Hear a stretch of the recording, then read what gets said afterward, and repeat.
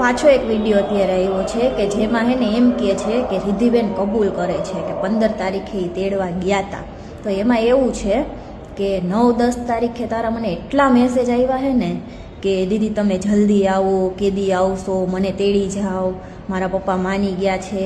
રાજનો મને મેસેજ આવે છે, રાજ મતલબ એનો ઘરવાળો, બોયફ્રેન્ડ ઘરવાળો, એનો મેસેજ આવે છે કે હે ને જલ્દી આવી જા તું, નકર હું દવા પી જઈશ. તે મને પછી એવો મેસેજ કર્યો હતો કે તમે મને જલ્દી તેડી જાઓ. નકર રાજનો મને મેસેજ આવે છે કે એ દવા પી જશે, દીદી તમે એને સમજાવો, બરાબર, કે મારા પપ્પા માની ગયા છે, તમે જલ્દી આવો.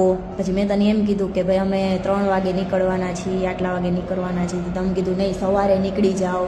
તને એટલી ઉતાવળ હતી, મને કાંઈ શોખ નહોતો, બરાબર ને. હું તને લેવા આવી હતી ને તો હું એક ફ્રેન્ડ તરીકેથી તને મદદ કરવા આવી હતી કે ભાઈ હાલો બે લવ કરે છે એકબીજાને તો આપણે ફ્રેન્ડ તરીકે મદદ કરીએ એમ કે રહ્યો બે ભેગા એમ, બીજું શું હોય. એટલે હું તારી ફ્રેન્ડ તરીકેથી મદદ કરવા માટે તને લેવા આવી હતી, બરાબર ને. તું એમ કે જબરદસ્તીથી મને આ રીતના કરાવ્યું છે બધું, તો તું તારો ઘરવાળો દલાલને લઈને ઉપર રૂમમાં જતા હતા તો ત્યારે તને એવું નહોતું લાગતું કે તારી યાર જબરદસ્તી થાય છે? હે, ત્યારે તને એમ કેવું ન લાગ્યું કે આ તો મારી યાર જબરદસ્તી થાય છે? ત્યારે તો તું એમને માયલી ગઈ હતી, તું તારો ઘરવાળો દલાલ બધા રૂમમાં જાવો બધું વસ્તુ લઈને.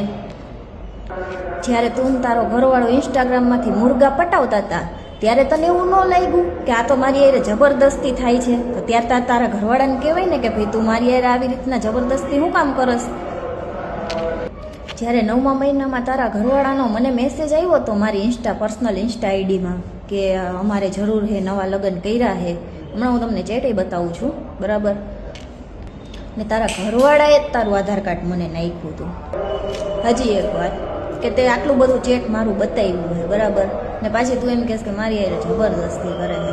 તો ભાઈ ચેટમાં તું જુઓ એટલા સ્માઇલ ઇમોજી છે. હું તને કંઈ દાંત કાઢતા કહું હી તું કર, પણ તું પણ કંઈ દાંત કાઢતા કે હી દીદી મારી યાર જબરદસ્તી ના કરો. કાંઈ વાંધો નહીં, આજ માટે આટલું બરાબર છે. જોઈ લ્યો આ ચેટ આખું.